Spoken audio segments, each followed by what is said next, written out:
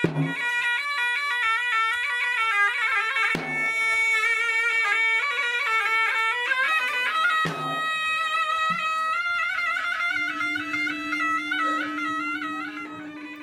van Goatalo Koninklijke Familie, artinya makam keluarga kerajaan Goatalo, atau lebih umum dikenal dengan sebutan Kompleks Makam Sultan Hasanuddin. Kompleks makam ini berada di Kelurahan Katangka, Kecamatan Sumba Opu, Kabupaten Goa, Provinsi Sulawesi Selatan. Situs ini berada di puncak Bukit Tamalate dengan luas kurang lebih 2.300 meter persegi. Kompleks makam ini berjarak kurang lebih 25 km dari Bandar Udara Internasional Sultan Hasanuddin, dengan waktu tempuh sekitar 35 menit dengan melewati Jalan Tol Insinyur Sutami.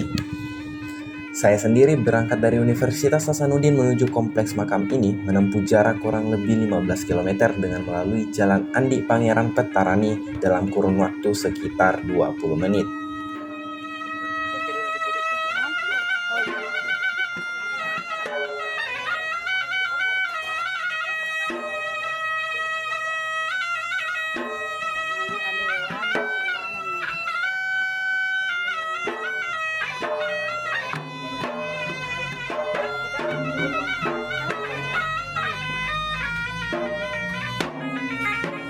Halo semuanya, perkenalkan nama saya Andi Syahrul Ramadhani dan saat ini saya berada di Kompleks Makam Sultan Hasanuddin yang berada di Jalan Palantikan, Kelurahan Katangkas, Kecamatan Sumba Opu, Kabupaten Goa, Provinsi Sulawesi Selatan. Nah, di sini saya akan mengajak kalian untuk berkeliling di Kompleks Makam Sultan Hasanuddin dan mengetahui sejarahnya. Yuk ikuti saya.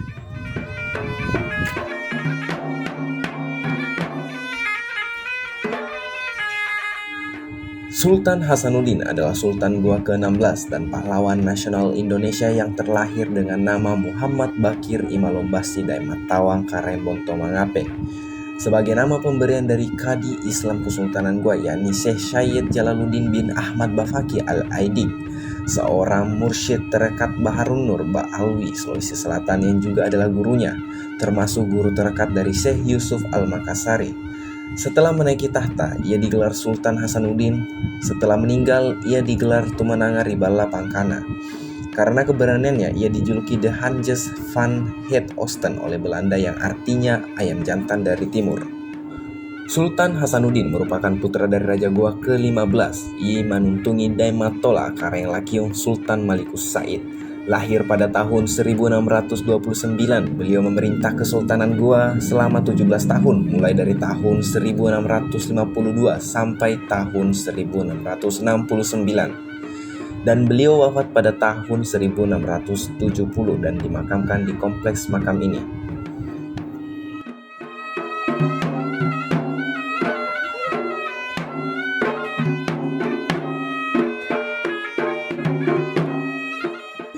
Memasuki makam yang terletak di Katangka, Sumba Opu, Goa, Sulawesi Selatan ini, Anda akan disambut dengan patung sosok Sultan Hasanuddin setengah badan dengan memegang senjata keris. Di sebelah kanan pintu masuk kompleks pemakaman terdapat sebuah batu tomanurung atau disebut juga batu palantikan sebagai tempat pelantikan raja-raja Goa.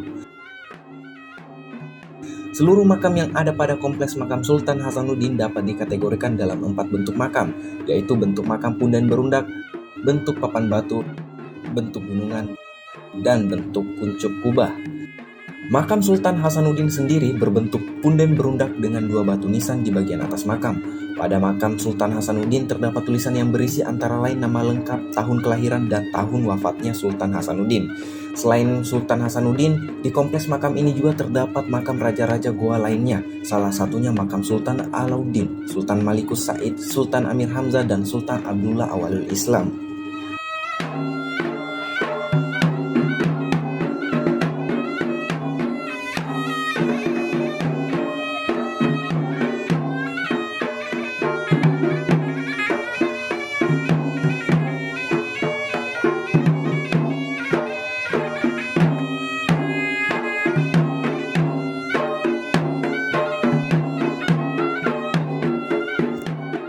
Di sini saya sudah ditemani dengan Pak Syahrul selaku juru pelihara yang akan menceritakan sejarah dan hal-hal yang berkaitan dengan kompleks makam ini.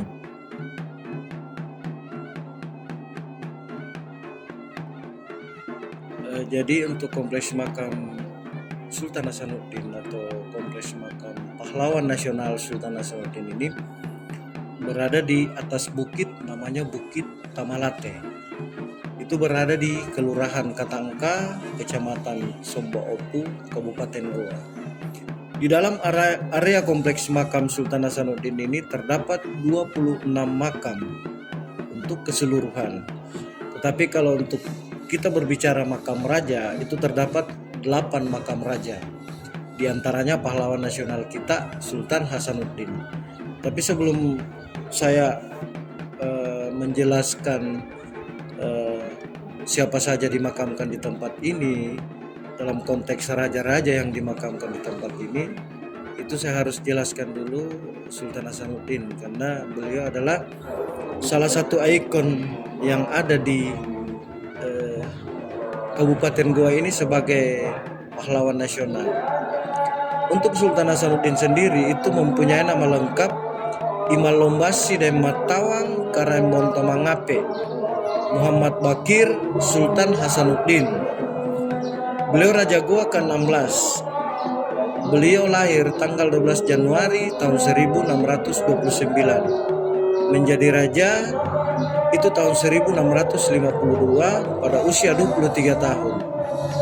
Setelah beliau menjadi raja, beliau langsung berkomitmen untuk melawan VOC Belanda yang pada saat itu sudah menjajah kerajaan Goa Talok pada saat itu.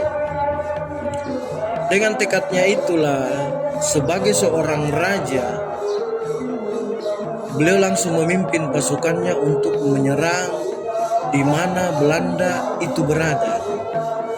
Dengan semangat juang, kegigihan, semangat pantang menyerah dari seorang Sultan Hasanuddin, sehingga 17 tahun beliau memerintah dari tahun 1652 sampai tahun 1669 hanya diisi dengan peperangan-peperangan besar untuk melawan VOC Belanda.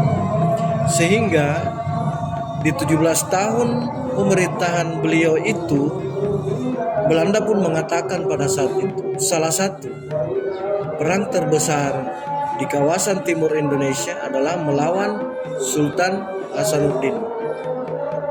Maka kegigihan seorang Sultan Hasanuddin, semangat juang Sultan Hasanuddin untuk melawan VOC Belanda digelar oleh Belanda ayam jantan dari timur. Karena beliau adalah raja yang sebenarnya sukar untuk ditaklukkan pada saat itu. Karena perjuangannya itu yang membuat Sultan Hasanuddin sangat disegani oleh Belanda maupun dalam konteks kerajaan Goa pada saat itu. Pada usia 40 tahun, karena beliau berjuang 17 tahun hanya diisi dengan peperangan-peperangan, maka tahun 1669 beliau turun tahta karena beliau pada saat itu sakit. Setelah beliau turun tahta, 1 tahun sakit, beliau wafat tanggal 12 Juni tahun 1670. Digelar kemangkatannya oleh kerajaan Goa Tumenanga Ribala Pangkana.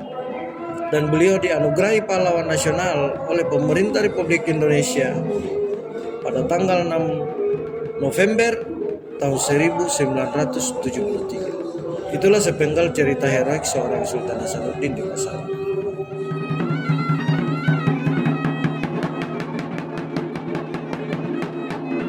Jadi untuk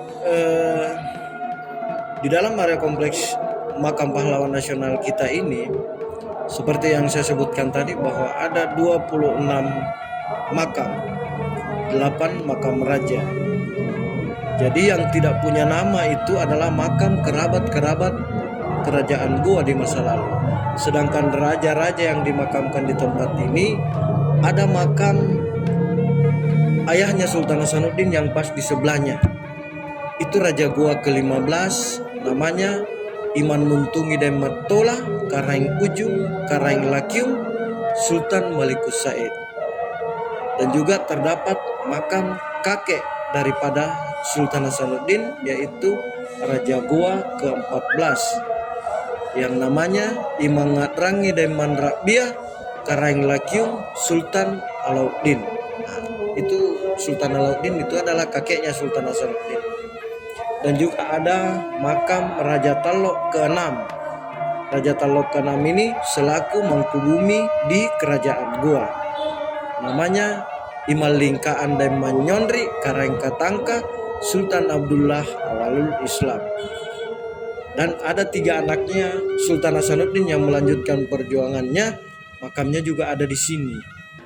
Raja Goa ke-17 yang paling ujung Sultan Amir Hamzah, yang paling ujung kanan juga putranya Sultan Hasanuddin yaitu Sultan Ali Raja Goa ke-18, dan juga putranya Sultan Hasanuddin Sultan Abdul Jalil Raja Goa ke-19. Dan ada makam berbentuk kubah di depan. Yang paling tua yang ada di sini itu adalah moyangnya Sultan Hasanuddin atau buyutnya Raja Goa ke-11 yang namanya I Tajibarani Daim Marompa Karendata Tunibatta. Belum ada gelar sultannya karena pada saat itu posisi beliau belum masuk Islam atau masih menganut kepercayaan atau animisme. Jadi selebihnya itu yang tidak punya nama itu seperti yang saya sebutkan tadi, bahwa makam keluarga kerabat-kerabat kerajaan Goa di masa lalu.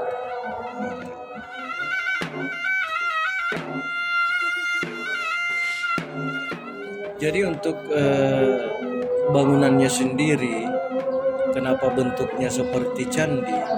Orang-orang Goa di masa lalu itu terinspirasi dengan pembangunan candi di Jawa pada saat itu, sehingga orang-orang Goa juga membangun bentuk makam seperti ini yang arsitekturnya namanya susun timbun batu punden berundak. Itulah bentuk makamnya seperti candi, karena inspirasi orang Goa.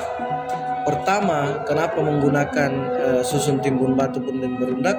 Karena kekuatan candi yang ada di Jawa itu masih bertahan sampai sekarang. Sama juga di sini. Ini kurang lebih 500 tahun masih tetap bertahan sampai sekarang. Untuk ruang atau tempat masuk beliau, orang-orang dulu membuat seperti ini.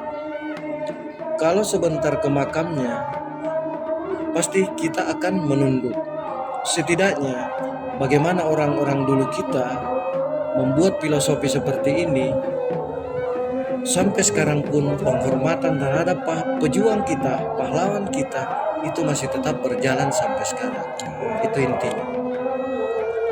Oh, terus itu mengenai makam itu kok sendiri yang beda gitu, yang di sini bentuk kubah? Kalau untuk bentuk kubah sendiri itu bentuknya dibuat seperti itu karena lebih dari satu yang ada di dalam. Jadi bentuk makam seperti ini yang besarnya seperti ini, otomatis pasti lebih dari satu yang ada di dalam. Itulah dibuat jadi satu dan ada 2 makam di dalam. Itu.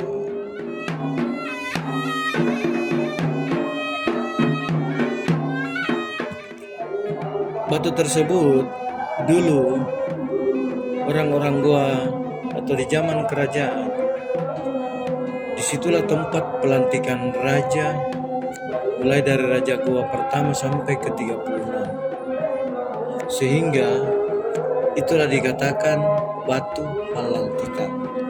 Sehingga jalan di depan kompleks makam Sultan Hasanuddin ini dinamakan Jalan Pelantikan.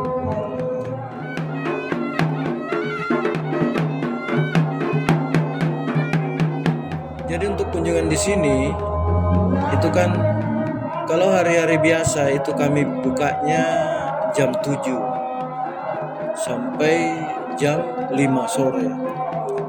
Tetapi kalau untuk kunjungan di sini jam-jam tertentunya itu tidak ada. Intinya kalau misalkan terbuka ada kunjungan, silahkan. Jadi tidak ada waktu-waktu tertentu kapan harus berkunjung. Yang jelas terbuka, mau berkunjung kemari, silahkan. Oke, mungkin itu saja Pak. Terima kasih banyak. Ya, sama-sama.